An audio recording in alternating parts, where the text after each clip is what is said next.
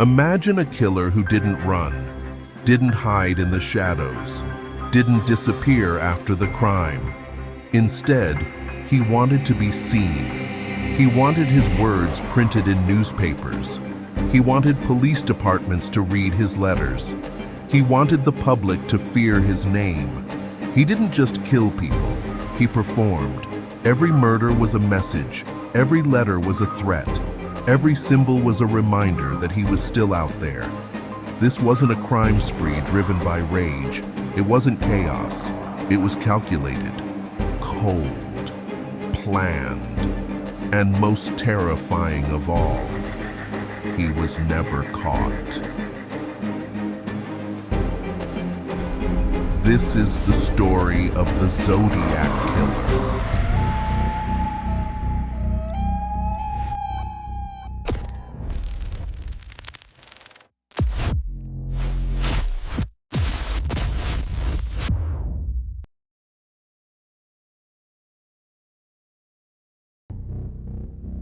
In the late 1960s, Northern California felt peaceful, quiet neighborhoods, empty roads at night, a place where people believed nothing bad ever happened. Young couples would drive out of the city, park their cars along dark, empty roads, talking about the future, laughing, listening to music, feeling safe. There was no fear. No reason to look over your shoulder, no sense that someone might be watching. Until one night, the silence broke. A parked car, lights off, two young people inside. Then gunshots. Not wild, not rushed, precise. When police arrived, they found no signs of struggle, no robbery. No chaos. The victims hadn't tried to run. They hadn't fought back. They never had the chance. This wasn't an argument gone wrong. This wasn't a crime of passion. Someone had approached calmly. Someone who wasn't afraid. Someone who knew exactly what they were doing. As the days passed, more couples were found dead. Different locations, different nights, but the same method, the same cold control. Investigators searched for patterns. They searched for motives. They searched for suspects and found nothing, because this killer wasn't leaving evidence. He wasn't making mistakes. He was practicing. Just when the police thought they were dealing with a silent killer, the silence broke. Not with another body, but with a letter. It arrived at a newspaper office. Handwritten, carefully composed. Inside were details of the murders. Facts the public didn't know. Facts only the killer could know. This wasn't a confession whispered in the dark. It was a declaration. The letter didn't beg. It didn't apologize. It demanded. The writer ordered the newspaper to publish his words, and if they didn't, he promised more blood. Soon, more letters followed, sent to different newspapers, each one colder than the last. At the bottom of the page, a symbol, a simple circle with a cross through it. He signed his name, Zodiac.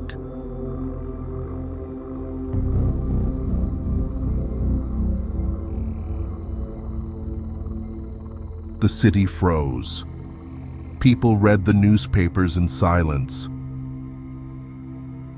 Parents watched their children more closely. Young couples stopped parking on empty roads. The killer wasn't hiding anymore. He was speaking, and he was enjoying it. Police now faced something far more dangerous than a murderer. They were dealing with a man who wanted attention, a man who wanted fear to spread faster than bullets. And the more they listened, the more control he gained. The Zodiac wasn't finished. The letters weren't enough. He wanted more than fear. He wanted to play. Soon, new messages arrived. Not just words this time, but symbols, strange characters, random shapes, lines and markings that made no sense. Ciphers. He challenged the public to decode them. He challenged the police to prove they were smart enough. And he made it clear. If the codes weren't solved and published, he would kill again. Newspapers printed the symbols, entire pages filled with confusion. Families stared at the codes at their kitchen tables. Teachers brought them into classrooms. Cryptographers tried to break them. Everyone was now part of the game. When one cipher was finally cracked, the message was chilling. I like killing people because it is so much fun. It is more fun than killing wild game in the forest.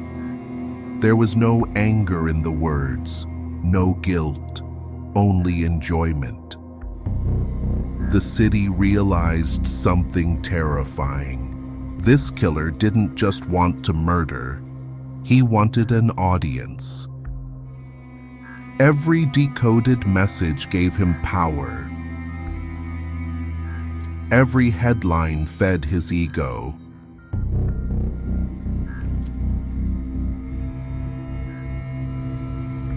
And with every passing day, the Zodiac felt less like a criminal and more like a shadow controlling the city. By now, the Zodiac understood something important. He wasn't just committing crimes. He was controlling emotions. Fear moved faster than police cars, faster than investigations, faster than the truth, so he escalated. New letters arrived, more aggressive, more confident. He mocked the police openly, corrected their mistakes, pointed out what they got wrong. Then came the threats. Not whispered, not vague. He wrote about school buses, about children, about shooting tires and watching chaos unfold.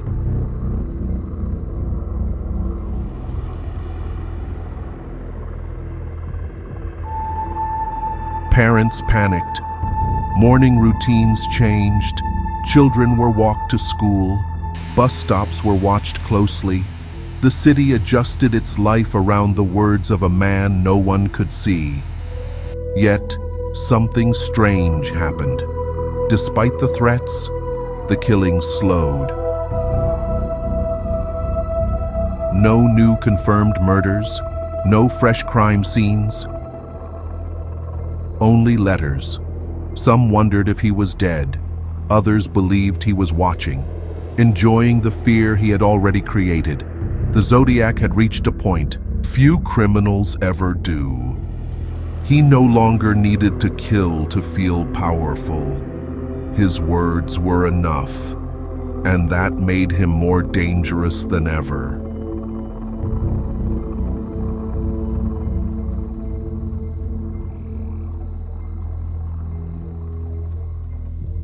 Years passed. The letters stopped coming. The phone stopped ringing. The headlines slowly disappeared. But the case was never closed. No arrest was made. No confession was recorded. No identity was confirmed. The Zodiac killer simply faded. Some investigators believed he died. Others believed he was imprisoned for another crime. And some believed something far more unsettling, that he chose to stop, that he walked away. Because for the Zodiac, this was never just about killing, it was about control, about watching fear spread across a city, about seeing his words printed in ink, about knowing millions of people were thinking about him every night. And in that sense, he won. Decades later, the letters still exist. The ciphers are still studied. New theories still emerge. Technology advances. DNA improves. Suspects come and go. Yet the truth remains just out of reach. The Zodiac killer is not remembered for how many people he killed. He is remembered because he was never found. And that unanswered question has become his final message. So the story doesn't end with an arrest. It doesn't end with justice. It ends with uncertainty. Because somewhere between the silence and the unanswered letters, the Zodiac killer vanished. Or maybe he didn't.